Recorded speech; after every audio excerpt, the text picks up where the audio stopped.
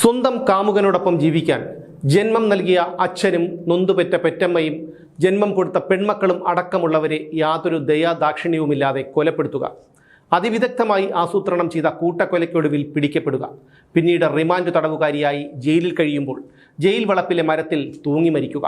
ഇത് സൗമ്യ എന്ന ഒരു ക്രൂരയുടെ കഥ. പുരുഷന്മാർ ചെയ്യാൻ അറയ്ക്കുന്നത് യാതൊരു കയ്യറപ്പും മനസാക്ഷിക്കുത്തുമില്ലാതെ ചെയ്യാൻ കഴിയുന്നവരാണ് സ്ത്രീകൾ.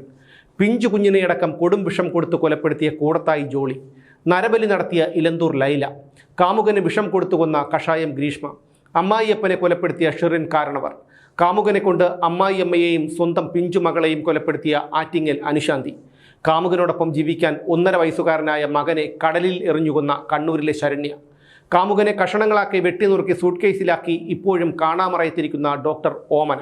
ഇങ്ങനെ കേരളത്തിൽ തന്നെ 100 കണക്കിനുണ്ട് ഉദാഹരണങ്ങൾ. അക്കൂട്ടത്തിൽ ഒരുവളാണ് കണ്ണൂർ പിണറായിയിലെ സൗമ്യ എന്ന 30കാരി. 2012 സെപ്റ്റംബർ 9, സ്ഥലം കണ്ണൂർ ജില്ലയിലെ പിണറായിക്കടുത്ത് പടന്നക്കര. അന്നാണ് ഛർദിയും അപസ്മാരവും കാരണം 1.5 വയസ്സുകാരി കീർത്തന മരിക്കുന്നത്. പടന്നക്കര മണ്ണത്താൻ വീട്ടിൽ കുഞ്ഞിക്കണ്ണൻ്റെ മകൾ സൗമ്യയുടെ ഇളയ മകളായിരുന്നു കീർത്തന. ഛർദിയും അപസ്മാരവും മൂർച്ഛിച്ചതോടെ കീർത്തനയെ തലശ്ശേരിയിലെ സ്വകാര്യ ആശുപത്രിയിൽ പ്രവേശിപ്പിച്ചു. പക്ഷേ യാതൊരു കുറവും ഉണ്ടായില്ല. അതോടെ കുട്ടിയെ മംഗളൂരുവിലെ ആശുപത്രിയിലേക്ക് മാറ്റി. അവിടെ ചികിത്സയിൽ ഇരിക്കുമ്പോഴായിരുന്നു കീർത്തനയുടെ മരണം. പ്രത്യേകിച്ച് സംശയമൊന്നും ആർക്കും തോന്നിയിരുന്നില്ല. അതുകൊണ്ട് തന്നെ ഏതോ അപൂർവ രോഗം കാരണം കീർത്തന മരിച്ചു എന്നായിരുന്നു എല്ലാവരും കരുതിയിരുന്നത്. പിന്നീട് 6 വർഷങ്ങൾക്കു ശേഷം 2018 ജനുവരി 31 സൗമ്യയുടെ മറ്റൊരു മകളായ ഐശ്വര്യ കിഷോറും ഛർദി കാരണം മരണപ്പെട്ടു. ഛർദി കലശലായതോടെ കുട്ടിയെ തലശ്ശേരിയിലെ ആശുപത്രിയിൽ പ്രവേശിപ്പിക്കുകയായിരുന്നു. ഭേദമാകാത്തതുകൊണ്ട് കോഴിക്കോട്ടെ സ്വകാര്യ ആശുപത്രിയിലേക്ക് മാറ്റി. അവിടെ വെച്ചാണ് കുട്ടി മരണപ്പെടുന്നത്. ഈ മരണത്തിലും ബന്ധുക്കൾക്കോ നാട്ടുകാർക്കോ യാതൊരു സംശയവുമില്ലായിരുന്നു. ഐശ്വര്യ മരണപ്പെട്ടതിൻ്റെ 43-ാം ദിവസം ഛർദിയും വയറുവേദനയുമായി സൗമ്യയുടെ അമ്മ കമലയെ തലശ്ശേരിയിലെ സ്വകാര്യ ആശുപത്രിയിൽ പ്രവേശിപ്പിച്ചു. 4-ാം ദിവസം അവരും മരിച്ചു. ഇതോടെ നാട്ടുകാർക്കും ബന്ധുക്കൾക്കും സംശയമുണ്ടായി. ഒരേ കുടുംബത്തിൽ കുറച്ച് വർഷങ്ങളുടെ ഇടവേളയിൽ ദുരൂഹമായ 4 മരണങ്ങൾ ഉണ്ടായപ്പോൾ അത് എല്ലാവരിലും സംശയമുണ്ടാക്കി. അതുകൊണ്ട് തന്നെ കമലയുടെ മൃതദേഹം വിശദമായ പരിശോധനയ്ക്ക് വിധേയമാക്കി. ഏതെങ്കിലും തരത്തിലുള്ള വിഷദ്രാവകം ഉള്ളിൽ ചെന്നതാണ് കമലയുടെ മരണ കാരണമെന്ന് പോലീസ് സർജൻ സംശയമുന്നയിച്ചു. എന്നാൽ ഫോറൻസിക് റിപ്പോർട്ട് കിട്ടുന്നതുവരെ ഇക്കാര്യം രഹസ്യമാക്കി വയ്ക്കാനായിരുന്നു അദ്ദേഹത്തിൻ്റെ നിർദ്ദേശം. അവരുടെ മരണകാരണത്തെക്കുറിച്ച് നാട്ടിൽ പല കഥകളും പ്രചരിച്ചു.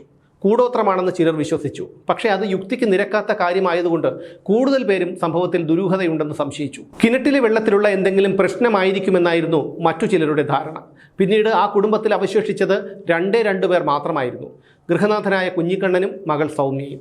മരണകാരണം കിണറ്റിലെ വെള്ളമാണെന്ന സംശയം നാട്ടുകാർ ഉയർത്തിയതോടെ ജില്ലാ കളക്ടറുടെ നിർദ്ദേശമനുസരിച്ച് ഹെൽത്ത് ഇൻസ്പെക്ടറുടെ നേതൃത്വത്തിലുള്ള സംഘം സ്ഥലത്തെത്തി. അവർ കുഞ്ഞിക്കണ്ണൻ്റെ വീട്ടിലെയും സമീപ പ്രദേശത്തുള്ള 30ഓളം വീടുകളിലെയും കിണറുകളിലെ വെള്ളം ശേഖരിച്ച് പരിശോധനയ്ക്ക് അയച്ചു. ഇതിനിടയിൽ മണ്ണത്താൻ വീട്ടിലേക്ക് വീണ്ടും വിളിക്കാതെ മരണം വന്നു. ഇത്തവണ മരണം കൊണ്ടുപോയത് ഗൃഹനാഥനായ കുഞ്ഞിക്കണ്ണനെ തന്നെയായിരുന്നു. മറ്റുള്ളവരുടേതിന് സമാനമായ ലക്ഷണങ്ങളോടെയാണ് കുഞ്ഞിക്കണ്ണനെയും ആശുപത്രിയിൽ പ്രവേശിപ്പിച്ചത്. ആശുപത്രിയിൽ ചികിത്സയിലിരിക്കുമ്പോൾ 2018 മാർച്ച് 13 76-കാരനായ കുഞ്ഞിക്കണ്ണനും മരണപ്പെട്ടു. അപ്പോൾ അയാളുടെ ഭാര്യ കമല മരിച്ചിട്ട് 37 ദിവസങ്ങൾ മാത്രമേ ആയിട്ടുണ്ടായിരുന്നുള്ളൂ. പിന്നീട് ആ കുടുംബത്തിൽ ശേഷിച്ചത് ഒരേയൊരാൾ മാത്രമായിരുന്നു: കുഞ്ഞിക്കണ്ണൻ്റെ മകൾ സൗമ്യ മാത്രം. കുഞ്ഞിക്കണ്ണൻ മരിച്ച 4-ാമത്തെ ദിവസം സൗമ്യയ്ക്കും ശക്തമായ ഛർദിയുണ്ടായി. അവളെയും ആശുപത്രിയിൽ പ്രവേശിപ്പിച്ചു. ഇതിനിടയിൽ കുഞ്ഞിക്കണ്ണൻ്റെയും കമലയുടെയും ആന്തരികാവയവങ്ങളുടെ രാസപരിശോധനാ ഫലം പുറത്തു വന്നു. അപ്പോഴാണ് ഇതെല്ലാം കൊലപാതകമാണെന്നുള്ളതിൻ്റെ വ്യക്തമായ തെളിവുകൾ ലഭിക്കുന്നത്. പലപ്പോഴായി ചെറിയ അളവിൽ ഏതോ വിഷം ഉള്ളിലെത്തിച്ചതാണ് എല്ലാവരുടെയും മരണകാരണമെന്നായിരുന്നു ഫോറൻസിക് പരിശോധനയിൽ തെളിഞ്ഞത്. എലിവിഷത്തിൽ ഉപയോഗിക്കുന്ന അലൂമിനിയം ഫോസ്ഫൈഡ് ദഹനരസമായ ഹൈഡ്രോക്ലോറിക് ആസിഡുമായി ചേർന്ന് പ്രവർത്തിക്കുമ്പോൾ ഫോസ്ഫിൻ ഉൽപ്പാദിപ്പിക്കപ്പെടും. ഇത് മരണമുണ്ടാക്കാവുന്ന തരത്തിലുള്ള വിഷമാണ്. കമലയുടെയും കുഞ്ഞിക്കണ്ണൻ്റെയും ശരീരത്തിൽ ഫോസ്ഫിൻ കണ്ടെത്തിയിരുന്നു. വളരെ കുറഞ്ഞ അളവിലാണ് വിഷം മരണപ്പെട്ടവരുടെ ഉള്ളിൽ എത്തിച്ചിരുന്നത്. അതുകൊണ്ടാണ് ഡോക്ടർമാർക്ക് ഇത് തിരിച്ചറിയാൻ കഴിയാതെ പോയത്. പക്ഷേ ആരായിരിക്കാം ഈ കൊടും ക്രൂരത ചെയ്തത്? ഇത്തരത്തിലുള്ള ക്രൂരത കാണിക്കാൻ തക്ക വിധത്തിലുള്ള വൈരാഗ്യമൊന്നും ആർക്കും കുഞ്ഞിക്കണ്ണൻ്റെ കുടുംബത്തിനോട് ഉണ്ടായിരുന്നുമില്ല. എന്തായാലും ആശുപത്രിയിൽ കഴിയുന്ന സൗമ്യയെയും കൂടുതൽ പരിശോധനയ്ക്ക് വിധേയയാക്കി. അവളുടെ ശരീരത്തിലും എലിവിഷത്തിൻ്റെ സാന്നിധ്യം കണ്ടെത്തി. ഇത് കാരണമാണ് സൗമ്യയ്ക്കും കടുത്ത ഛർദി ഉണ്ടായത്. ഈ വിവരം പുറത്തു വന്നതോടെ സംഭവം വിവാദമായി. അതോടെ 2018 മരിച്ച മൂത്ത കുട്ടി ഐശ്വര്യയുടെ മൃതദേഹം പുറത്തെടുത്ത് വീണ്ടും പോസ്റ്റ്മോർട്ടം നടത്തി. കുഞ്ഞിക്കണ്ണൻ്റെയും കമലയുടെയും മരണകാരണം തന്നെയായിരുന്നു ഐശ്വര്യയും മരണപ്പെടാൻ ഇടയാക്കിയത്. അതായത് അവളുടെ ശരീരത്തിലും എലിവിഷത്തിൻ്റെ അംശമുണ്ടായിരുന്നു. പക്ഷേ ആരായിരിക്കാം ഈ ക്രൂരകൃത്യം ചെയ്തത്? ഇതാണ് പോലീസിനെ കുഴക്കിയത്. ആ സംശയം നീണ്ടത് സൗമ്യയുടെ നേർക്കായിരുന്നു. അതോടെ പോലീസ് അവളുടെ ചരിത്രം ചികഞ്ഞു. സൗമ്യ അപ്പോൾ ആശുപത്രിയിലായിരുന്നു. വിദഗ്ധ ചികിത്സയ്ക്കാണെന്ന മട്ടിൽ അവളെ ഒരു പ്രത്യേക മുറിയിലേക്ക് മാറ്റി. പക്ഷേ അവിടെ പോലീസിൻ്റെ രഹസ്യമായ നിരീക്ഷണമുണ്ടായിരുന്നു. ഇക്കാര്യം സൗമ്യയ്ക്ക് അറിയില്ലായിരുന്നു. സൗമ്യയുടെ പൂർവ്വകാലം തേടിപ്പോയ പോലീസ് ചില കാര്യങ്ങൾ കണ്ടെത്തി. അവൾ തലശ്ശേരിക്കടുത്ത് ചോനാടത്തുള്ള ഒരു കശുവണ്ടി ഫാക്ടറിയിൽ ജോലി ചെയ്തിരുന്നു കുറേ കാലം. അവിടെ വെച്ചാണ് അവൾ കിഷോർ എന്നയാളെ പരിചയപ്പെടുന്നത്. അവർ തമ്മിൽ പരിചയത്തിലായി. ആ ബന്ധം വളർന്നു. പിന്നീട് രണ്ടുപേരും ഒന്നിച്ചു താമസിക്കാൻ തുടങ്ങി. കുറച്ചു ദിവസങ്ങൾ കഴിഞ്ഞപ്പോഴേക്കും രണ്ടുപേർക്കുമിടയിൽ പ്രശ്നങ്ങൾ തുടങ്ങി. ഒരു തവണ എലിവിഷം കഴിച്ച് സൗമ്യ ആത്മഹത്യയ്ക്ക് ശ്രമിച്ചു എന്നും പോലീസ് കണ്ടെത്തി. സൗമ്യ എലിവിഷം കഴിച്ച് ജീവനൊടുക്കാൻ ശ്രമിച്ചിരുന്നു എന്നുള്ള വിവരം പോലീസ് വളരെ ഗൗരവമായാണ് കണ്ടത്. കാരണം സൗമ്യയുടെ കുടുംബത്തിൽ മരണപ്പെട്ടവരുടെയും സൗമ്യയുടെയും ശരീരത്തിൽ എലിവിഷത്തിൻ്റെ സാന്നിധ്യം കണ്ടെത്തിയിരുന്നു എന്നുള്ളത് കൊണ്ടുതന്നെ. പിന്നീട് പോലീസ് എത്തിയത് സൗമ്യയുടെ മകൾ മരണപ്പെട്ട കീർത്തന പഠിച്ചിരുന്ന സ്കൂളിലാണ്. കീർത്തനയുടെ അധ്യാപകരോട് അവർ കാര്യങ്ങളൊക്കെ ചോദിച്ചു. മകളെ വളരെയേറെ സ്നേഹിച്ചിരുന്ന ഒരമ്മയായിരുന്നു സൗമ്യ എന്നാണ് അധ്യാപകരിൽ നിന്ന് പോലീസ് മനസ്സിലാക്കിയത്. മകളുടെ ആഗ്രഹങ്ങളൊക്കെ സാധിച്ചു കൊടുക്കാൻ സൗമ്യ പലപ്പോഴും ശ്രമിച്ചിരുന്നു. സ്കൂളിലെ സമ്പാദ്യ പദ്ധതിയിൽ കീർത്തന കുറച്ച് പണം നിക്ഷേപിച്ചിരുന്നു. അവൾ മരിച്ചതിന് ശേഷം ഈ പണം മടക്കി നൽകിയ അധ്യാപകരോട് സൗമ്യ പറഞ്ഞത് ഈ പണം സ്കൂളിലെ മറ്റു കുട്ടികൾക്ക് വേണ്ടി ചിലവാക്കാനാണ്. ഇതെല്ലാം കൂട്ടി വായിച്ചപ്പോൾ പോലീസിന് ഒരു കാര്യം മനസ്സിലായി. നടന്ന ദുരൂഹ മരണങ്ങളിലെല്ലാം സൗമ്യയ്ക്ക് മനസ്സറിവുണ്ട്. അതോടെ അവളെ കസ്റ്റഡിയിലെടുത്ത് ചോദ്യം ചെയ്യാൻ പോലീസ് തീരുമാനിച്ചു.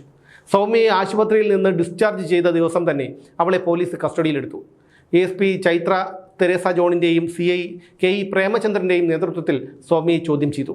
എന്നാൽ ആദ്യമൊന്നും അന്വേഷണവുമായി സഹകരിക്കാൻ ഒരു തരത്തിലും അവൾ തയ്യാറായില്ല. അതോടെ തെളിവുകൾ നിരത്തിയുള്ള ചോദ്യം ചെയ്യലായി. പിന്നീട് അവൾക്ക് ഒരുപാട് നേരം പിടിച്ചു നിൽക്കാൻ കഴിഞ്ഞില്ല. ചോദ്യം ചെയ്യലിൻ്റെ 10ാം മണിക്കൂറിൽ അവൾ നടന്നതെല്ലാം തുറന്നു പറഞ്ഞു. അവളുടെ വെളിപ്പെടുത്തൽ കേട്ട് പോലീസുകാർ പോലും ഞെട്ടി. പിന്നീട് പുറത്തു വന്നത് ആ കൂട്ടക്കൊലയുടെ ഞെട്ടിക്കുന്ന വാർത്തകളായിരുന്നു. ഇതിനിടയിൽ സൗമ്യയുടെ ആദ്യ ഭർത്താവായ കിഷോറിനെയും 4 കാമുകന്മാരെയും പോലീസ് കസ്റ്റഡിയിലെടുത്തിരുന്നു.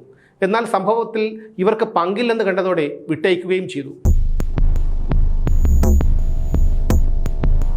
കുറേ നാളത്തെ ജീവിതത്തിനു ശേഷം സൗമ്യ കിഷോറുമായി പിരിഞ്ഞു.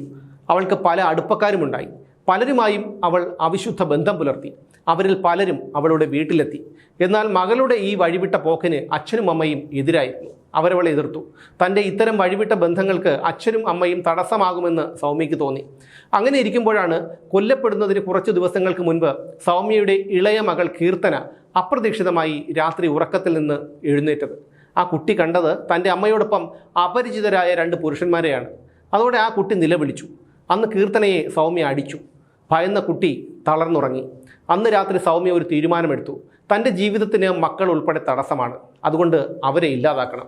ആദ്യം ഒതളങ്ങ കൊടുത്ത് കൊലപ്പെടുത്താനായിരുന്നു പദ്ധതിയിട്ടത്. പിന്നീടത് വേണ്ടെന്ന് വെച്ചു. അങ്ങനെയാണ് പല പ്രാവശ്യമായി കീർത്തനയ്ക്ക് വിഷം കൊടുത്തത്. അത് പിടിക്കപ്പെട്ടില്ല. അതോടെ സൗമ്യയ്ക്ക് ധൈര്യമായി. അവൾ ഐശ്വര്യയ്ക്ക് ചോറിൽ എലിവിഷം കലർത്തി കൊടുത്തു.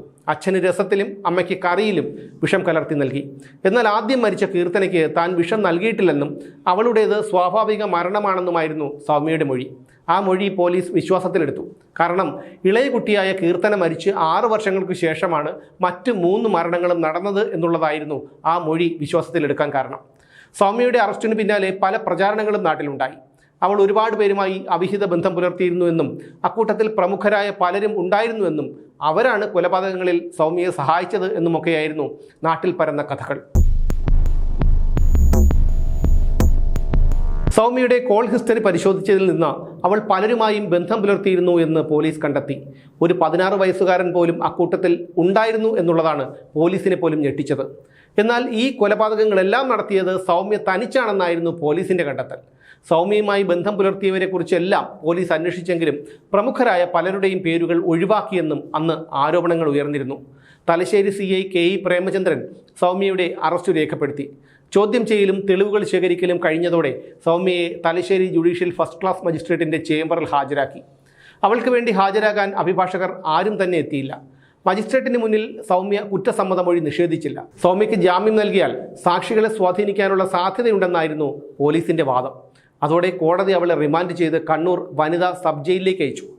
ഇതിനുശേഷമാണ് കേസിൽ നിർണായകമായ ഒരു വഴിത്തിരിവുണ്ടായത്. ഈ കേസ് എന്നേക്കുമായി അവസാനിക്കാനുള്ള ഒരു വഴിത്തിരിവ്. 2018 ഓഗസ്റ്റ് 24-ന് ജയിലിലെ കൃഷിയിടത്തിലുള്ള കശുമാവിൽ തടവുകാരിയുടെ സാരിയിൽ തൂങ്ങി മരിച്ച നിലയിൽ സൗമ്യയെ കണ്ടെത്തി. കേരളത്തിൽ വിവാദമായൊരു കൂട്ടക്കൊല. ആ കൂട്ടക്കൊലയുടെ പിന്നിൽ ചില പ്രമുഖരുണ്ടെന്നുള്ള ആരോപണമുയരുന്നു. ഈ കൂട്ടക്കൊലയിലെ ഒരേയൊരു പ്രതി ആത്മഹത്യ ചെയ്യുന്നു, അതും റിമാൻഡ് തടവുകാരിയായി ജയിലിൽ കഴിയുമ്പോൾ. ഈ വാർത്ത വലിയ കോളിളക്കമുണ്ടാക്കി. ജയിലിൽ വെച്ചുള്ള സൗമ്യയുടെ മരണം ദുരൂഹമായിരുന്നു. അത് ഒരുപാട് വിവാദങ്ങൾക്ക് വഴിവെച്ചു. ജയിലിൽ പ്രതിയെ നിരീക്ഷിക്കുന്നതിൽ ഗുരുതരമായ വീഴ്ചയുണ്ടെന്നുള്ള ആരോപണങ്ങൾ ഉയർന്നു. നടന്ന കൊലപാതകങ്ങളിലൊന്നും തനിക്ക് പങ്കില്ലെന്നും ഇതിൻ്റെ എല്ലാം പിന്നിൽ മറ്റൊരാളാണ് എന്നും സൂചിപ്പിക്കുന്ന സൗമ്യയുടെ ഒരു ഡയറിക്കുറിപ്പ് ജയിലിൽ നിന്ന് കണ്ടെത്തിയിരുന്നു. മരണപ്പെടുന്നതിന് മുൻപ് സൗമ്യ ജയിലിൽ വെച്ചെഴുതിയ ഡയറിക്കുറിപ്പിലാണ് അവൻ എന്ന പരാമർശമുണ്ടായിരുന്നത്. മൂത്ത മകൾ ഐശ്വര്യയ്ക്ക് എഴുതുന്നത് പോലെയായിരുന്നു സൗമ്യയുടെ ആ ഡയറിക്കുറിപ്പ്. അതിങ്ങനെയായിരുന്നു: കിങ്ങിണി, കൊലപാതകങ്ങളിൽ പങ്കില്ലെന്ന് തെളിയുന്നതുവരെ അമ്മയ്ക്ക് ജീവിക്കണം. മറ്റെല്ലാം നഷ്ടപ്പെട്ട എനിക്ക് ആകെയുള്ള ആശ്രയം നീതിക്ക് വേണ്ടിയുള്ള പോരാട്ടമാണ്. ഈ അമ്മ അവനെ കൊല്ലും, ഉറപ്പ്. എന്നിട്ട് ശരിക്കും കൊലയാളിയായിട്ട് ജയിലിലേക്ക് തിരിച്ചു വരും. എൻ്റെ കുടുംബം എനിക്ക് ബാധ്യതയായിരുന്നില്ലെന്ന് എല്ലാവരെയും ബോധ്യപ്പെടുത്തണം. എൻ്റെ കുടുംബത്തിൻ്റെ കൊലപാതകത്തിൽ എനിക്ക് പങ്കില്ലെന്ന് തെളിയിക്കുന്നതുവരെ എനിക്ക് ജീവിക്കണം. ബാക്കിയെല്ലാം നഷ്ടപ്പെട്ട എനിക്ക് ഇതെങ്കിലും ദൈവം നടത്തിത്തരും.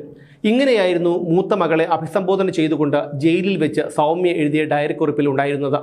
ജയിൽ സന്ദർശിക്കാനെത്തിയ ലീഗൽ സർവീസ് അതോറിറ്റിയുടെ പ്രതിനിധിയോടും സൗമ്യ ഇക്കാര്യം സൂചിപ്പിച്ചിരുന്നു. മാത്രമല്ല, പല കാര്യങ്ങളും താൻ മജിസ്ട്രേറ്റിന് മുന്നിൽ തുറന്നു പറയാൻ തയ്യാറാണെന്നും സൗമ്യ പറഞ്ഞു. എന്നാൽ ഇതിനുശേഷമാണ് ദുരൂഹമായ സാഹചര്യത്തിൽ ജയിൽ വളപ്പിനുള്ളിൽ സൗമ്യയെ തൂങ്ങി മരിച്ച നിലയിൽ കണ്ടെത്തുന്നത്. അതേസമയം ഈ കൊലപാതകങ്ങൾ സൗമ്യ തനിച്ചല്ല നടത്തിയതെന്നും ഇതിനു പിന്നിൽ മറ്റാരുടെയോ സഹായമുണ്ടെന്നും സൗമ്യയുടെ ബന്ധുക്കളും നാട്ടുകാരും ആരോപിച്ചിരുന്നു. യഥാർത്ഥ പ്രതിയിലേക്ക് അന്വേഷണം എത്തുന്നതിന് മുൻപ് തന്നെ കേസന്വേഷണം അട്ടിമറിച്ചെന്നുള്ള ആരോപണവും അന്ന് പോലീസിനെതിരെ ഉയർന്നു. അന്വേഷണത്തിൽ വീഴ്ചയുണ്ടെന്നുള്ള പരാതിയുമായി ബന്ധുക്കൾ സംസ്ഥാന പോലീസ് മേധാവിക്കും ജില്ലാ പോലീസ് മേധാവിക്കും പരാതി നൽകിയിരുന്നു. റിമാൻഡ് തടവുകാർക്ക് ജയിലിൽ ജോലികൾ കൊടുക്കാറില്ല, പക്ഷേ സൗമ്യ നിരന്തരം ആവശ്യപ്പെട്ടതുകൊണ്ടാണ് അവൾക്ക് ജോലി നൽകിയത് എന്നായിരുന്നു ജയിൽ സൂപ്രണ്ടിൻ്റെ വിശദീകരണം. തടവുകാരിയുടെ സാരി കൈക്കലാക്കി എങ്ങനെയാണ് സൗമ്യ തൂങ്ങി മരിച്ചത്? ഇത്രയും ഗൗരവമുള്ള കേസിലെ പ്രതി ജയിലിലിരുന്ന് എങ്ങനെയാണ് ഡയറിക്കുറിപ്പ് എഴുതിയത്? ഈ ചോദ്യങ്ങളൊക്കെ ഇപ്പോഴും അവശേഷിക്കുന്നു. പോലീസിന്റെ അന്വേഷണത്തിൽ വീഴ്ചയുണ്ടായെന്നും അന്വേഷണം മറ്റൊരു ഏജൻസിയെ ഏൽപ്പിക്കണമെന്നും ആക്ഷൻ കൗൺസിലും ബന്ധുക്കളും ആവശ്യപ്പെട്ടതനുസരിച്ച് അന്വേഷണം ക്രൈംബ്രാഞ്ച് ഏറ്റെടുത്തു.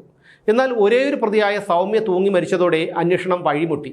കേസിൽ ദുരൂഹത ബാക്കി നിൽക്കുകയാണെങ്കിലും കേസുമായി മുന്നോട്ട് പോകാൻ കഴിയില്ലെന്ന് വ്യക്തമാക്കി SP PP സദാനന്ദൻ കേസന്വേഷണം അവസാനിപ്പിച്ചു. സൗമ്യ ജയിലിൽ ആത്മഹത്യ ചെയ്ത സംഭവത്തിൽ ഉയർന്ന ഉദ്യോഗസ്ഥർക്കെതിരായ നടപടികൾ ഒഴിവാക്കാൻ കണ്ണൂരിലെ ഇടതുപക്ഷ MLAയും ഭരണസ്ഥിരാ കേന്ദ്രത്തിൽ പിടിപാടുള്ള ഒരു ഉന്നത നേതാവും ഇടപെട്ടതായും അസോസിയേഷൻ നേതാവ് വഴിയാണ് ഈ ഇടപെടൽ ഉണ്ടായതെന്നുമുള്ള വിവരങ്ങളും ഇതിനിടെ പുറത്തു വന്നു. സൗമ്യ ആത്മഹത്യ ചെയ്യുന്ന സമയത്ത് ഡ്യൂട്ടിയിൽ ഇല്ലാതിരുന്നവരെ പോലും തെരഞ്ഞുപിടിച്ച് സസ്പെൻഡ് ചെയ്തിരുന്നു. ജയിൽ സൂപ്രണ്ട് P ശകുന്തളയെ സസ്പെൻഡ് ചെയ്യാൻ അന്നത്തെ ജയിൽ DGP R ശ്രീലേഖ ശുപാർശ ചെയ്തെങ്കിലും നടപടിയുണ്ടായില്ല. സൗമ്യയുടെ മൃതദേഹം ഏറ്റുവാങ്ങാൻ ബന്ധുക്കൾ ആരും എത്തിയില്ല. അതോടെ മൃതദേഹം ജയിൽ അധികൃതർ പയ്യാമ്പലം പൊതുശ്മശാനത്തിൽ സംസ്കരിച്ചു.